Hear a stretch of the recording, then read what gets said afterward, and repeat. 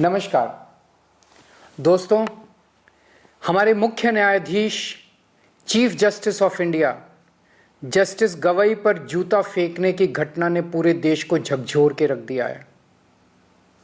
एक शख्स ने हमारे देश के चीफ जस्टिस गवई पर जूता फेंकने की कोशिश की। इसके बाद सोशल मीडिया पे जस्टिस गवई को मारने, पीटने और न जाने किस किस तरह की हिंसा करने की ढेरों धमकियां दी जाने लगी। अलग अलग तरीके से उनका अपमान किया जाने लगा। इन लोगों ने ना ही जूता फेंकने वाले के खिलाफ कोई कार्रवाई की और ना ही धमकियां देने और अपमान करने वालों के खिलाफ इन लोगों ने कोई कार्रवाई की। ऐसा लगा जैसे ये सब एक सुनियोजित, सिस्टमैटिक तरीके से किया गया एक षड्यंत्र है। इस घटनाक्रम के जरिए इन लोगों ने समाज के दो तबकों को बहुत कड़ा संदेश देने की कोशिश की है, एक दलित समाज और दूसरी न्यायपालिका। जस्टिस गवई दलित समाज से आते हैं।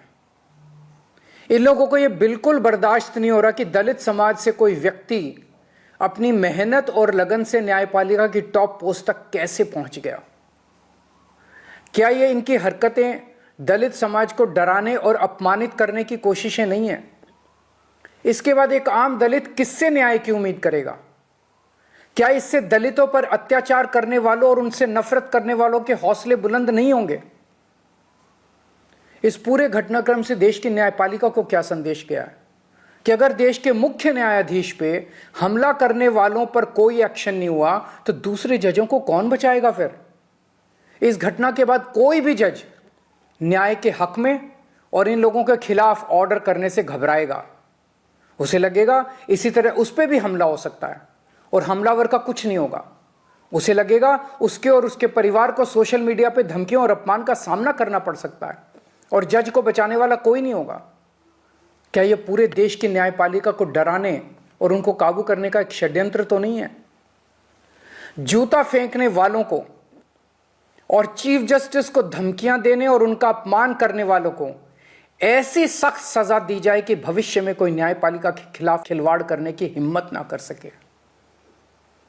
चुनाव आयोग, मीडिया और विपक्ष के बाद अब ये न्यायपालिका की आवाज को दबा के पूरे लोकतंत्र को खत्म करना चाहते हैं।